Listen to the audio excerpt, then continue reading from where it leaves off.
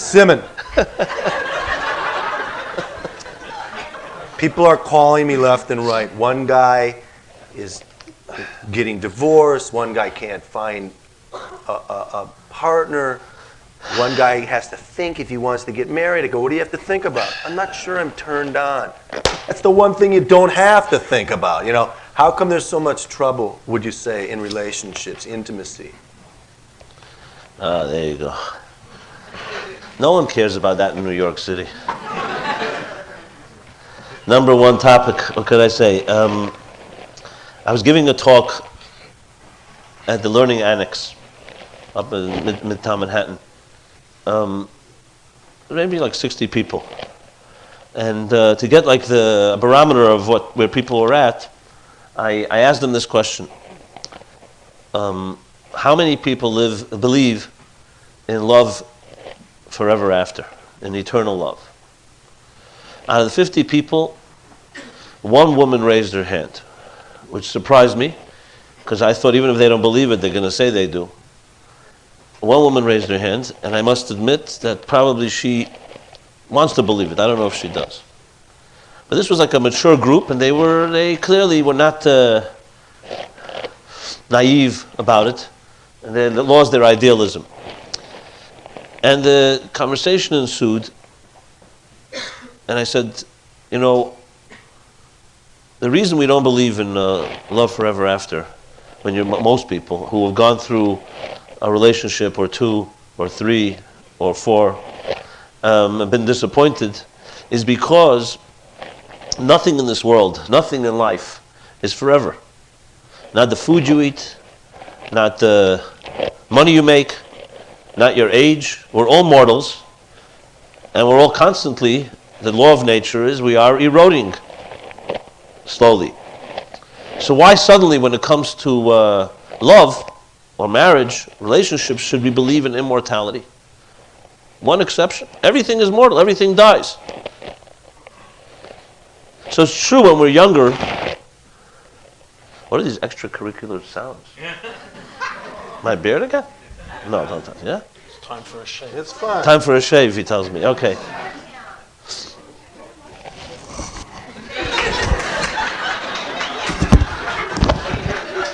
I'll hold it. This is what younger brothers and younger rock and roll stars do to these older rabbis.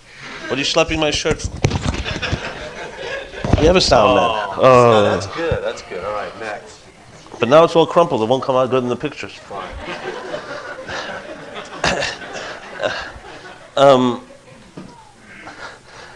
You know, the picture is the main thing. Did you get that? We'll Okay. stage the pictures after the session. So why suddenly one thing? So when I said when we're young and naive, and we read a romantic novel or a movie, so you believe in this idealism. But once we've faced reality, everyone knows a relationship is never simple. It's complex, especially once something has been broken or disappointed or betrayed. You slowly start losing that glassy-eyed belief. Anyway, what happened here in this room was a great experiment for me, as well as for the group, because we had very frank discussion about it. And people acknowledge, yes, that's true. And if you've been hurt enough, you don't want to go back there again. It's not worth it. So, you know the old idiom, you can't live with it, you can't live without it. But then, my next question was this: why is it then that we still search for it? Something deep inside, most of us, even after disappointments, you still want to believe that it's possible. And you're always like looking for that couple, the perfect couple, maybe they have it. They have the magic. There's something inside of us that gravitates toward it. And we do respond when we do read about it, even though we may not experience it ourselves. And I think this lies, the answer to this, what lies at the heart of the answer to this question is something we were all talking about before, one way or another. That perhaps the greatest platform for the challenge that Yosef Yitzchak mentioned between faith in God in a world where materialism is the number one priority, it plays itself out more than anywhere else in the world of intimacy and love. Because that's where it counts.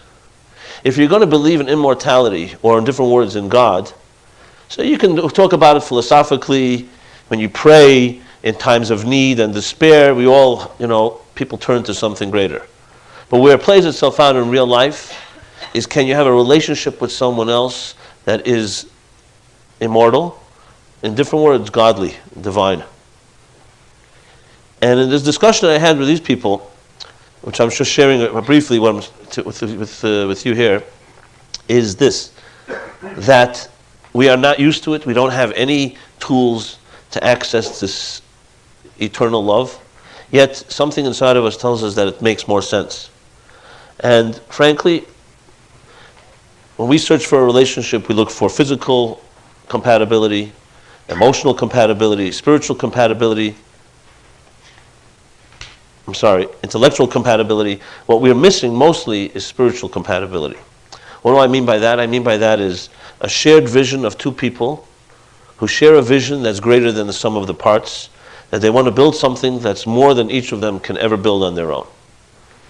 Most people today have no idea what that means. Not because they're bad, not because they're malicious, not because they're selfish, because they weren't exposed to such an option. I tell this to people, they say, what are you talking about? What does that mean? I mean, I know what I'm attracted to. I know I can communicate with this woman or man, depending who it is. I know I am stimulated by their mind. I'm stimulated emotionally. I'm physically attracted, as I say. But what are you talking about? What else is there? And that what else that little what else is the difference between, frankly, a true love or not true love. And how can you really sum it up, a lifetime of relationships, in just a few minutes? I would just say this to all of us, including myself. The material world by nature is a selfish world. It deals with self-sustenance, self-indulgence. It doesn't leave room for eternity. Because anything that's related to the self is always going to be, as I said, mortal and will die. In Judaism, the first and foremost message is that there's a third partner in a relationship, and that partner is called God. Now I have to explain that this is not the God that most of us believe in or don't believe in, some type of God in a religious context. When I say the word God, I always tell the story, I should share it here too. I remember early years when Peter was coming to my class. You may remember this. So Peter was not so resistant as some others were. But a lot of the people coming to the class were Jewish, some not Jewish, but spiritual, but not from traditional sources. Their Judaism came from, their spirituality came from Zen Buddhism, LSD, which is not an acronym for Let's Start Davening, by the way.